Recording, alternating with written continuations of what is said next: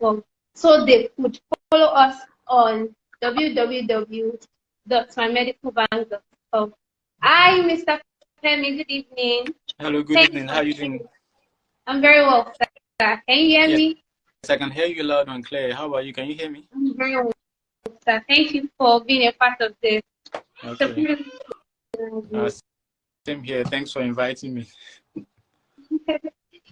Okay, I know a lot of persons that are waiting this moment, and they would like to hear from you how you jaffa, because everybody wants to jaffa in Nigeria. So they really want to hear how you jaffa with home care attendance training. Okay. Thanks for having me. First, I just want to say that it's kind of funny though, because this entire journey started back in, funny enough, just last year actually. Started last Really? year. Yeah, I think it was last year. Last year I had the home care attendant training at Mymedicalbank. Okay. You know, at the time my partner and I were, oh sorry, by the way, if I say my partner, I mean my wife. So in case she's Okay. in case she's probably watching, I'm kind of used to hearing people say partner here. That's what they used to refer to wife. So we had the plans to, you know, consider relocating. So we're like, okay, you know what, this home care attendant training might be a good idea. So we registered for it at Mymedicalbank. Shortly after, in fact, immediately after the training, like on my last day of the training, I started working with Mymedicalbank as a living care attendant. You know, we did the training, we did the internship, and then almost immediately I started working with them. And while working, you know, I would apply because I wanted a certificate of sponsorship job. You know, I would apply at the same time while working, and I never realized that I was doing a lot of wrong things at that time. I was doing like a lot of things wrong, you know, and a lot of the jobs I was getting then, a lot of jobs I was applying to them were actually NHS jobs that I probably wasn't entirely qualified for. One way or the other, I wasn't really going as planned. Somewhere along the line, out of frustration. Now this is where the twist comes in. Out of frustration, you know, my wife decided, you know what, let's try, you know, applying for the academic route. You know, now she went the academic route and she got the admission like almost immediately. You understand? So that was how we eventually left Nigeria. But now on getting here, that's where things now sort of turned around for me. Should I say that the access that I couldn't get, you know, while I was in Nigeria trying to apply for a care job, I was able to get it here after we got here. Now that is where the, should I say, all the advantages of the training and the internship, and most especially working with Mymedicalbank, that's when it just, everything now sort of became clear to me. And I would say that I was really, really happy that I took that route eventually, because a lot of the things that I thought, okay, it probably wouldn't make so much sense. You don't carry so much weight because it's in Nigeria, you know, with regards to the training and even the working. As in working for my medical bank, it turns out that actually it paid off eventually, because right now I can show you my mail. I have thousands of mail. Well, maybe not thousands, but you know, you get lots of mail, you know, via Indeed, and lots of them always citing due to your experience with Mymedicalbank. Like lots of mail always citing due to your experience with Mymedicalbank, we think you'll be a good fit for this role. Due to your experience with Mymedicalbank, it just everybody kept, you know, every recruiter that, you know, kept emphasizing, you know, that. And also getting into the UK, when I started applying in the UK, that was when I really started taking Indeed seriously. I know my supervisor in Mymedicalbank, if she's watching me right now, she probably will be looking at me like, are you okay? I don't know. I didn't really take it serious until when I got here.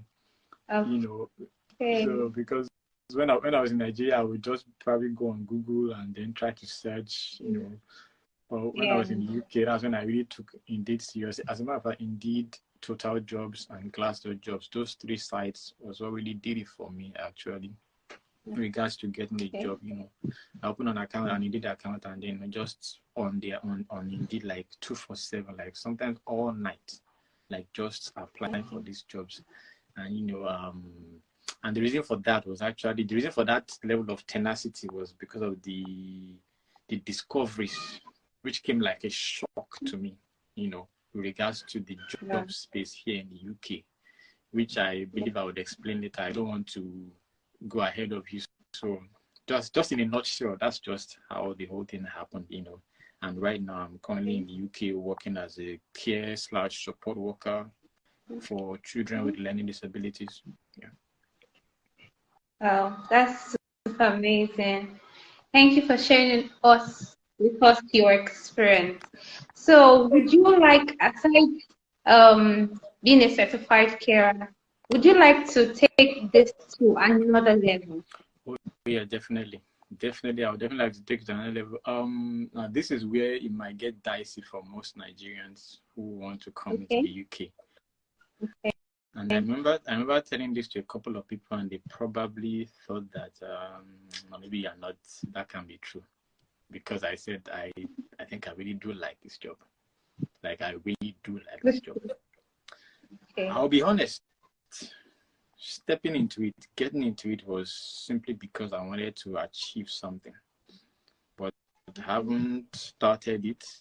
I think somewhere I really do like, not to give away any details, because as caregivers or anybody working within the health and social care space, you know, confidentiality is of utmost importance. So not to give away any information, let me just say that when I started working as a living carer for Mymedicalbank, you know, I got to see a different side of this particular job that, you know, it touched me in a different way. The service user that I was assigned to then, you know, being with him and, you know, supporting him, he brought out sides of me that I never knew existed, you know. And one thing is sure, as a caregiver or support worker, however you choose to title it, you cannot get to the apex of that particular job if you do not genuinely care, as in care for your service user. The only way to be an excellent caregiver is to genuinely care. Like, you must really have that compassion and empathy from your heart. And that's where it gets really dicey, in the sense that you're supposed to be as professional as possible, you know, zero attachment and all that. But then at the same time, what will really make your service user look at you and maybe talk to your supervisor and be like, you know what, I like this person, I want him here, is if you really care for him. So I can say that I really love the job. And even if there might be other things that I might get into later on, I do see myself doing this for a long period of time, definitely. Thank you so much for that. So from what you just said, you said you must be passionate about being a carer. Yeah.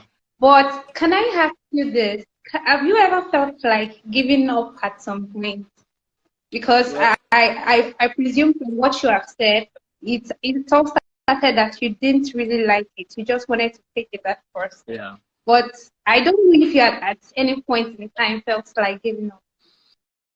Well, every job has its challenges, and being a caregiver is not in any way exempt from that also. You know, it comes with its challenges.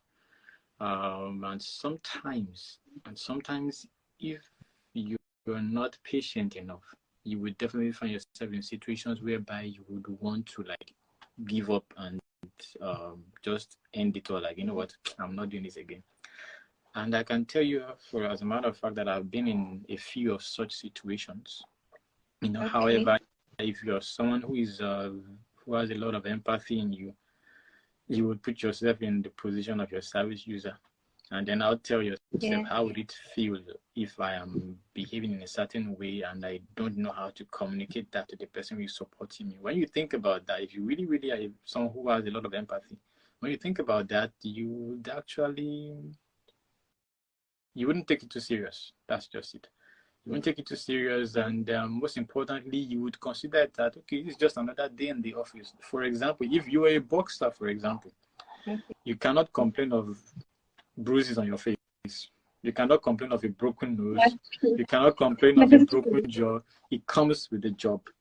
And being here in the UK, it's one of the things that, you know, when they interview you, they want to find out, are you really, really someone who is very, very patient? Do you have the skills and the qualities necessary to actually carry out this job to the fullest? Because they have a clear understanding of the challenges that comes with it. And they don't want a situation whereby, you know, you come in and then, oh, you are complaining about this, you're complaining about that. So it's just important for you to know that, okay, this is what I'm getting into. No matter what happens, it's just another day at the office. I can't complain. You know, I have to be very, very patient. I have to have a good deal of empathy. I have to be very, very compassionate. You know, those three things you should never joke with those three things at all. You know? Okay.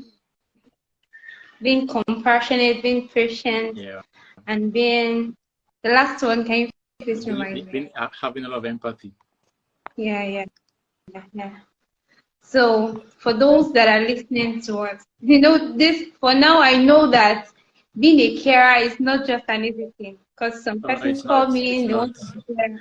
It's like some people will say it's soft work, but it's also hard in some places. You know? Yes. Okay, to the next question. Can you share with us how well are you enjoying this job? How well am I enjoying? Are you enjoying the job? The job. I would, if you ask me to rate on a scale of 1 to 10, I would say 9. I'll give it 9. Really? That's a pass mark. I would definitely give it 9. Okay. And the reason why I would say 9 is because also trying to be as confidential as possible. That will be happening a lot during the course of this conversation. You know, I've been in situations whereby, you know, I felt like, isn't this too much? You know, I'm so sorry. I can't give any details, specifics. Just bear with me. I've been in a situation where I feel like this might be too much. Wow. But at the end of the day, when I'm going home and I see visibly with my eyes the kind of change and influence I've been able to impart in the lives of the service users, it gives me a great deal of satisfaction. You know, I'm going to dive a little bit into my experience while I was in Nigeria when I worked as a living carer for Mymedicalbank. The service user, you know, at some point, I remember at some point during the course of me being with him, you know, I did not even care about how much I was going to be paid, you know, at some point. I remember there was this particular day, my supervisor at Mymedicalbank, you know, she kept calling me because she wanted to know the state of things at some point in time. And you know, she kept calling me. I did not even pick up the phone because all that was in my mind was, okay, let me just get, you know, things sorted out, because that particular day I was really, really busy. There were a lot of things happening, you know. I needed to be like in 10 places at the same time, doing like 1,000 different things, you know. At that point in time, I was not even thinking about how much I was going to get paid after this particular shift or anything like that, or anything that has to do with my own comfort. Everything was just about, let me just keep this, you know, this service user just needs to be okay. He needs to have the best possible care, you know, that he can get, you know, and that's just it. So that's the way I feel about, you know, about taking up the job. Okay, thank you so much. So to those that are listening to us, Please keep your questions coming. And Mr. Fem is here to give answers to all of your questions. Because a lot of questions are being... I've been dreading the questions ever since I knew I was going to do this. Oh, okay. Mr. Femi, here's a question for you. Have you had any experience over there, and were you able to resolve it as a result of training and insight from Mymedicalbank? Yes. As a matter of fact, pretty much every one of every single experience I've had so far, even despite the fact that right now I work with children with learning disabilities, every single one of my experiences so far, one way or the other, I've been able to link it to a training that I had here in Nigeria. Besides the training that I got here, a lot of it I've been able to link it to the training that I got in Nigeria. You know, there's just been one thing or the other that maybe someone told me that I was able to take and apply to the situation. I probably just need to say this. You forgive me, please. Where I did my internship in Nigeria, the charge nurse there, this man, I think his name is it Kazim or Razak, a Muslim name. I'm sorry, I owe him big time. Like, I'm so sorry I'm calling out names without having to ask for permission if I do. I owe him big time. My interviews, a lot of the interviews that I did, there was a time, during my internship with him, there was a particular day I went to meet him to ask him a couple of questions, and we spoke for about like 30 to 40 minutes. I'm telling you, that period of 30 to 40 minutes that we spoke, that was the internship. Wow. For me, that was the internship.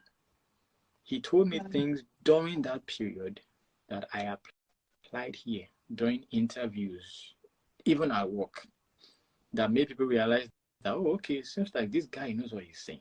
Even during the training with Mymedicalbank, a lot of the training that we did was focused on home care training, and I worked as a living carer. However, on getting to the UK, turns out that if you're working with vulnerable people generally, a lot of those skills are pretty much transferable. My interview when I did my interview at my current place of work, I got the job 3 days later. Do you understand? 3 days later, because they thought I had a lot of experience, maybe like years of experience, and everything I said in the interview was just pretty much based off of my training at Mymedicalbank. Just that, because the skills were just pretty much transferable. That's just it. Wow. So from all that you have said, I can say you said you worked with your current place of work. You had the job because you were told it's because of the experience you have with Mymedicalbank. Wow, that's super amazing. And then the things I was able to say during my interview, mostly, and those things were as a result of the training I got in Mymedicalbank also. Yes, thank you so much for that. And I'm sure the person who had asked that question, I'm sure your question had been answered. So now to the next question. Do you have any idea on how one can get caregiver jobs from Nigeria? Those are the kind of questions I was really, really avoiding. Yeah, because I'm not a, as they say, I'm not a Japa specialist or Japa content creator. However, yeah, I'm not. So, however, I am fully aware that there are still quite a number of companies and organizations here in the UK who are recruiting carers and support workers from outside the UK. That one is certain. I've heard people ask me that question a lot. People say some amount of things that it's like they are not recruiting anymore. They are still recruiting. Now, in terms of numbers, I don't know, but I know they are still recruiting. That one is certain. Now, where to get them? I'm sure if you go on Indeed or any of all these other job platforms, you can get them a lot there.